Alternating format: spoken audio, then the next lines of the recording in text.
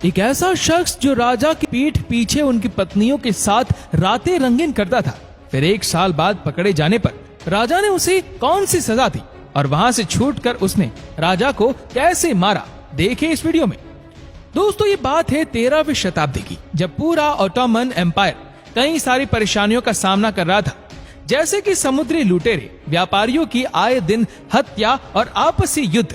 लेकिन इनसे हटकर भी एक समस्या ऐसी थी जो धीरे धीरे बहुत ही ज्यादा विकराल रूप ले रही थी, और वो थी लड़कियों के साथ दुष्कर्म की समस्या। दोस्तों, बता दें कि उस समय लड़कियों के साथ गंदे काम इतने ज्यादा मात्रा में हो रहे थे कि पूरा ऑटोमन एम्पायर उस समय इन सारे कार्यों को रोकने में असफल था, क्योंकि वो खुद यही काम कर रहा था। लेकिन जब किसी ने बाहर से आकर ऐसा करना शुरू कर दिया तो ऑटोमन के लोगों से ये बर्दाश्त नहीं हुआ। ये वो समय था जब बायजीद का शासन था। दोस्तों, इसी दौरान जब ऑटोमन के राज्य पर दुश्मनों की गतिविधियां शुरू हुई तो बायजीद उस बात को भांप गया था कि वो कमजोर है और वह केवल ऑटोमन की कमजोर जनता को ही डरा सकता है, क्योंकि ऑटोमन की जनता में उसके प्रति डर पहले से ही बैठा हुआ था। राजवंश पर दुश्मनों का कब्जा इस प्रकार होने लगा था कि बायजीद ने भी सोच लिया था कि अब राजवंश की बागडोर किसी गैर मुस्लिम के हाथों में आने वाली है। कहते हैं कि उसी समय उसकी पत्नी ने एक बेटे को जन्म दिया था। दोस्तों, सुल्तान वैलिड एक खतरनाक इंसान था। वैलिड से अगर कोई काम निकलवाना हो तो उसके पास कोई भी खूबसूरत लड़की भेजो और उससे कैसा भी काम निकलवा लो। लेकिन उसे बाहर की लड़कियां बहुत ज्यादा पसंद थी, इसलिए बायजीद ने अपने हरम की वो सारी लड़कियां जो उसने वेनिस और बाहर के देशों से मंगवाई थी वो वैलिड के पास भेंट के रूप में भिजवा दी। खैर, बदले में बायजीद की मदद हुई और सब कुछ सामान्य भी हो गया। करीब 14वीं शताब्दी की शुरुआत में ही उसने महल में जाकर पहले दिन से अपने काम को बखूबी सीखा और समझा। वो अपना काम तो करता ही था, साथ में ही वैलिड की मदद भी करता था।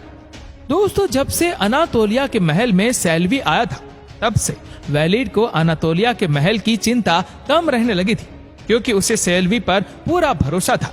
इसलिए अब वैलिड अधिकतर कॉन्स्टेंटिनोपल में रहने लगा था और सिपाहियों के जरिए अनातोलिया की खबर रखता था। कुछ दिनों तक तो सब कुछ ठीक रहा, लेकिन जब सैल्वी को इस बात का पक्का यकीन हो गया था कि वैलिड अब इस महल में कभी कभी ही आएगा, तो सैल्वी ने अपना असली रंग दिखाना शुरू कर दिया।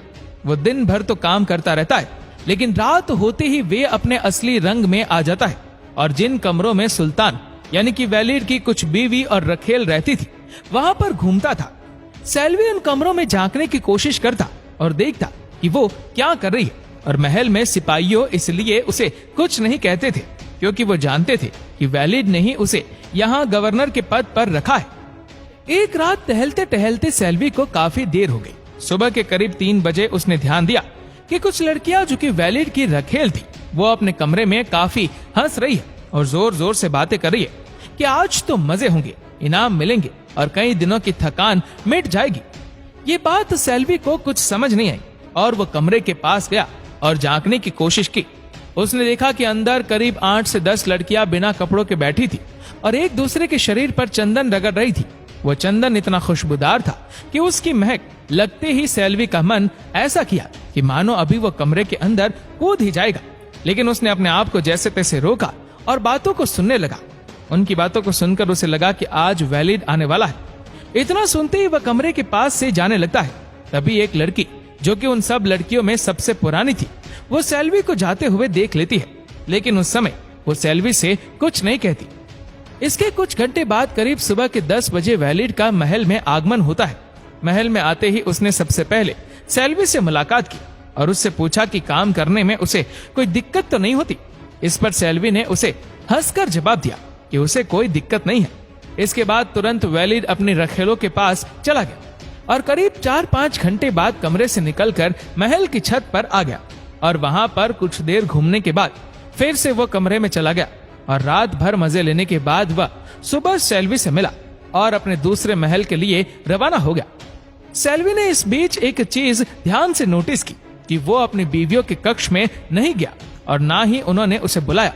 खैर, अब सैल्वी के दिमाग में बस उन्हीं लड़कियों के ख्वाब आ रहे थे, क्योंकि वो देखने में इतनी ज्यादा खूबसूरत थी और बिना कपड़ों का नजारा उसकी आंखों के आगे से जा नहीं रहा था। सैल्वी ने दिमाग चलाया और रखेलों के कमरे के पास गया और कमरे में खटखटा कर अंदर गया। जहाँ पर कुछ लड़कियां तो शायद सो रही थी, लेकिन एक लड़की ने आकर पूछा, आप अंदर कैसे आए? इस कमरे में वैलिड के सिवा और किसी को आने की इजाजत नहीं है। सेल्वी ने कहा कि मुझे कुछ काम है, जिसके बदले में लड़की ने पूछा कि आपको क्या काम है? तो सेल्वी ने कहा कि शायद वैलिड यहाँ अपना कोई जरूरी सामान भूल गए, मुझे वही चाहिए।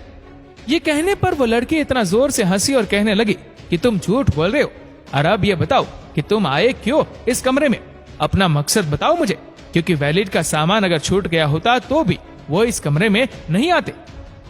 इतना सुनते ही सेल्वी को थोड़ा डर लगा और उसने थोड़ी तेज आवाज में कहा, ठीक है, मैं जा रहा हूँ, शायद मुझसे कोई गलती हुई है।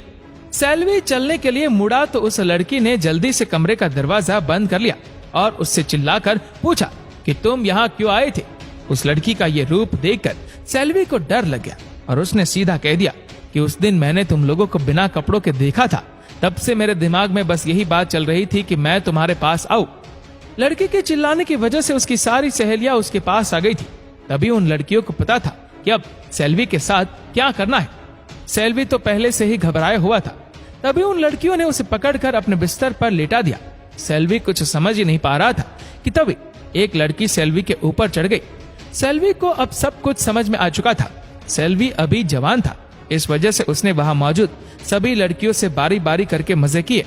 दोस्तों, ऑटोमन एम्पायर और मुगल साम्राज्य में ऐसा ही होता था।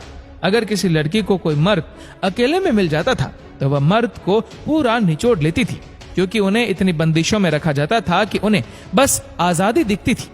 सेल्वी भी अब रोज रात को लड़कियों के कक्ष में जाता और अपनी रातों को रंगीन करता, लेकिन थोड़ी ही दिन में उनसे सेल्वी का मन भर गया था और अब उसकी नजर वैलिड की पत्नियों पर थी। अब जाहिर सी बात है कि वैलिड की पत्नियां भी अकेली थी और उन्हें भी ऐसा कोई मर्द चाहिए था जो उन्हें समझे और उनकी जरूरतों को पूरा करे। और सेल्वी को भी कुछ नया चाहिए था। अब सेल्वी वैलिड की पत्नियों के साथ मजे करने लगा था और वो नहीं जानता था कि उसकी इन काली करतूतों की भनक उसके राज्य के सैनिकों को भी लग चुकी है और वो ये पूरी बात वैलिड तक भी पहुंचा चुके हैं। इसके तुरंत बाद सेल्वी को गवर्नर के पद से हटा दिया गया और महल से निकाल दिया गया। साथ ही वैलिड ने सिपाहियों को यह आदेश दिया कि वह सेल्वी के छोटे छोटे टुकड़े कर कर पानी में फेंक दे। लेकिन सेल्वी अब चालाक हो चुका था।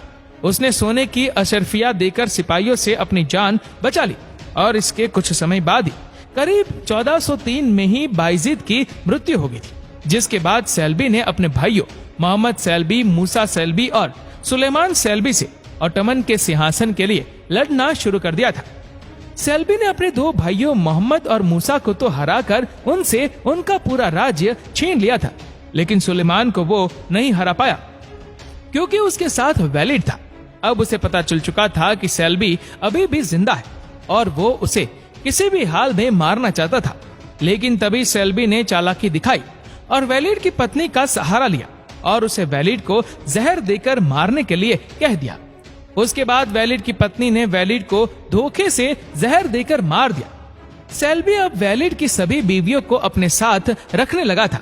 वैलिड के मरते ही उसने सुलेमान को भी हरा दिया था और ऑटोमन अब उसके हाथों में आ गया था। सब कुछ हाथ में आ जाने के बाद सेल्वी दिन भर शराब पीता, मांस खाता और रात होते ही वह लड़कियों में मगन हो जाता है, जिसकी वजह से उसका साम्राज्य खत्म होता जा रहा था।